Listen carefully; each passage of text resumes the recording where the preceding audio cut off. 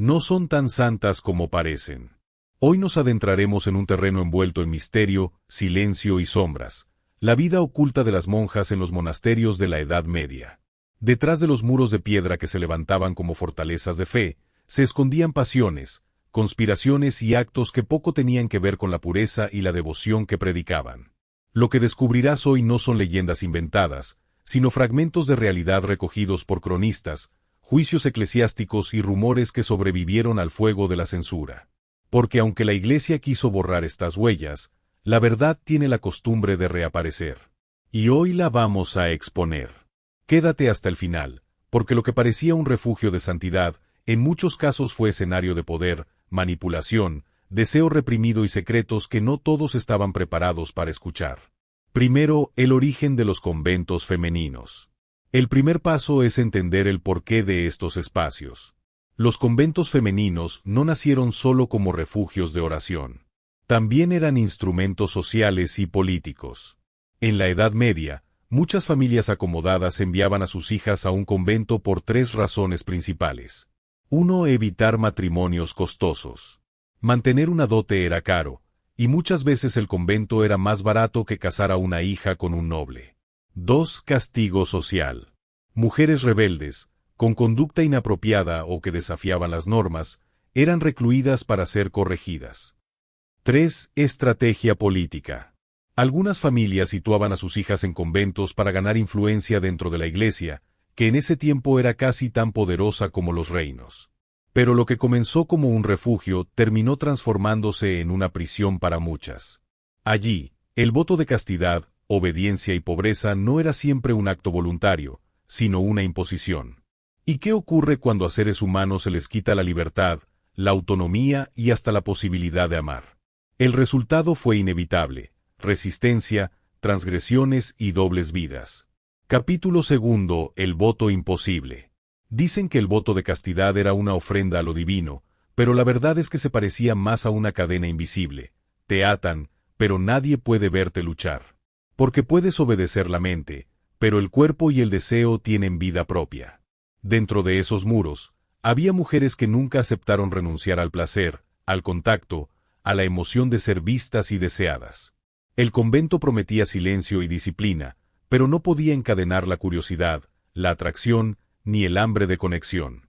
Cada mirada cruzada, cada roce accidental de manos, cada respiración compartida era un desafío al dogma. Algunas formaban alianzas silenciosas, vínculos profundos con otras hermanas. No era solo amistad, era un juego de poder, de intimidad compartida, de comprensión tácita. Otras dirigían su deseo hacia lo prohibido, los hombres que observaban desde los conventos cercanos, los visitantes que pasaban ocasionalmente. Y en ese juego de distancias cortas y gestos medidos, surgían códigos secretos, luces, señales, murmullos que nadie más entendía. El deseo no necesitaba permiso. Se colaba en los rezos, en los cantos, en las miradas que se encontraban fugazmente durante la misa o en el pasillo. Era invisible, imparable y, lo más importante, incontrolable. Y ahí está la lección: el verdadero deseo nunca se anula, solo se transforma en estrategia. Capítulo 3. Estrategias en la oscuridad. La represión produce ingenio. Cuando te dicen no, tu mente aprende a encontrar caminos. Cuando te atan, tu creatividad se despierta. Lo prohibido siempre tiene una grieta, y las que aprendieron a moverse en las sombras sabían explotarlas con maestría. Los conventos femeninos y los monasterios masculinos estaban casi uno frente al otro, separados apenas por un muro, un río o un sendero estrecho. Esa cercanía no era coincidencia, era un tablero de juego perfecto. La mirada correcta en el momento exacto podía cambiarlo todo. La distancia corta y el secreto creaban tensión, y la tensión es el combustible del deseo. Señales con velas. Encender una luz en la ventana no era un gesto inocente. Cada parpadeo, cada posición, cada intensidad enviaba mensajes que solo los iniciados entendían. Estoy disponible, espérame, esta noche, ahora. El hombre que entendía el código no necesitaba palabras. Su respuesta podía ser otra luz, un paso calculado hacia el encuentro, o simplemente un silencio que hablaba más que cualquier gesto. Cartas escondidas. Un salmo podía ser un disfraz perfecto. Lo que parecía oración era deseo codificado. Instrucciones, secretos, encuentros planeados entre líneas que solo el receptor correcto podía descifrar. La audacia residía en la paciencia, en el riesgo calculado de ser descubierto, en la certeza de que cada mensaje fortalecía el juego emocional. Excusas religiosas, la confesión nocturna, el acompañamiento a la capilla, la supervisión de un ritual, todo era un disfraz perfecto para encuentros clandestinos. Cada movimiento estaba calculado, quién acompañaba a quién, qué objeto servía como coartada, qué horario era seguro. La disciplina del convento se convertía en un aliado para las que aprendían a jugar en la sombra. No eran acciones aisladas, eran sistemas, patrones, estrategias que se repetían con precisión.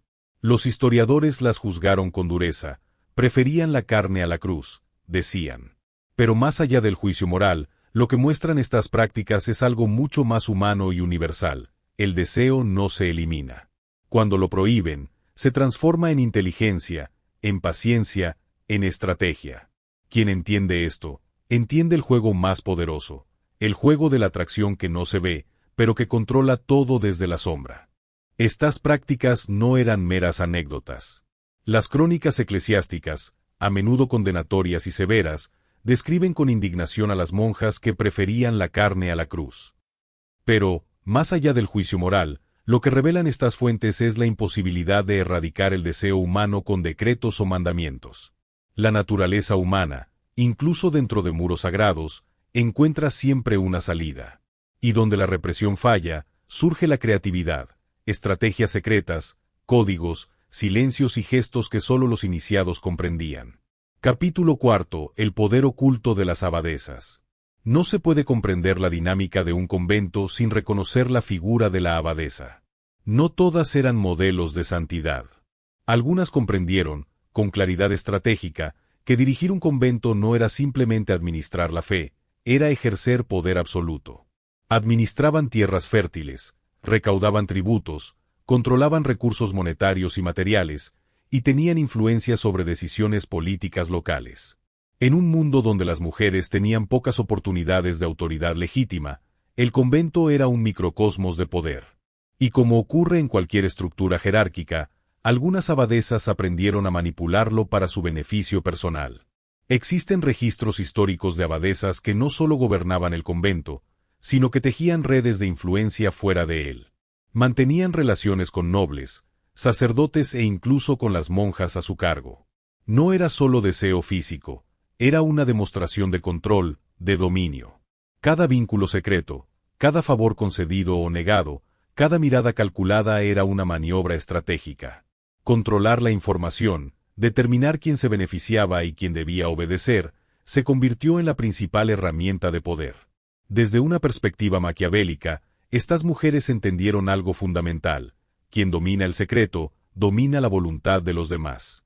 La obediencia, la sumisión y la participación en los secretos del convento eran la moneda de supervivencia.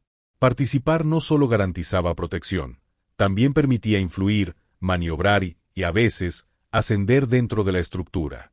Callar, observar y entender los códigos del poder oculto se volvía más importante que cualquier voto público de obediencia.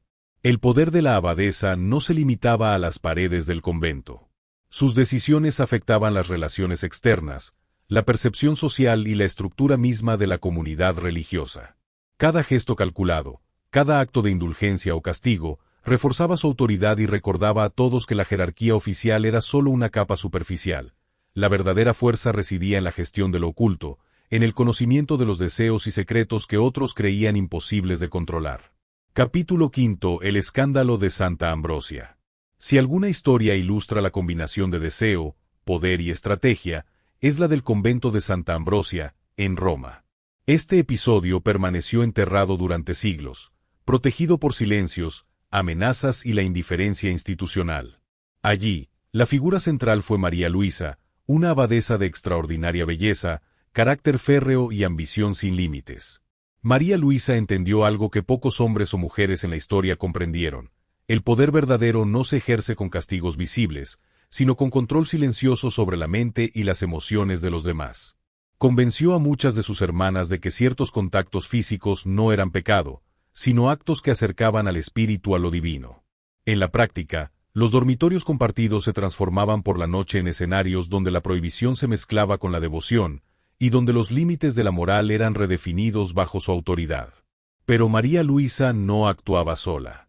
Mantenía una relación con un sacerdote influyente, lo suficiente para garantizar que cualquier investigación externa fuese neutralizada o desviada.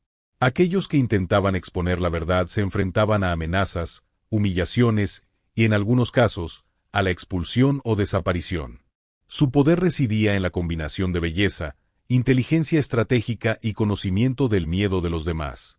El escándalo salió a la luz solo cuando un grupo de monjes filtró documentos a las autoridades superiores.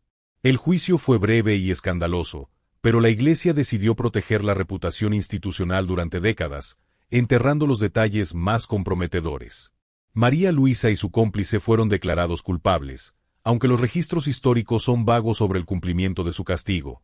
Algunos sugieren que fueron protegidos discretamente, como suele ocurrir cuando el poder y la influencia están involucrados. Capítulo 6. La doble moral del juego. En el juego del deseo, la doble moral siempre es la regla, nunca la excepción.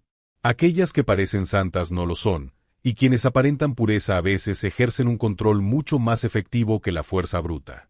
El problema es que muchos hombres intentan jugar limpio en un mundo que no lo es. Se castiga al que se atreve a equivocarse, pero se protege al que tiene poder. No es injusticia, es estrategia. La ley del juego es simple, sacrifica lo prescindible para proteger lo esencial. El error de los débiles es pensar que todos juegan con las mismas reglas. Mientras te esfuerzas por demostrar tu valor, otros usan el secreto y la influencia para moverse sin límites. Si quieres sobrevivir y ganar, aprende esto: no mendigues atención, no pidas aprobación, no suplicas amor. Observa, analiza y actúa con frialdad estratégica. Porque en la seducción, el silencio y la distancia valen más que 1000 palabras o 1000 gestos. Capítulo 7. El convento, prisión y campo de entrenamiento. El lugar que muchos creen un santuario puede ser, en realidad, un campo de prueba. Las reglas, los votos y las restricciones funcionan como un espejo, reflejan tu fuerza o tu debilidad. Las mujeres son maestras en leer tu energía.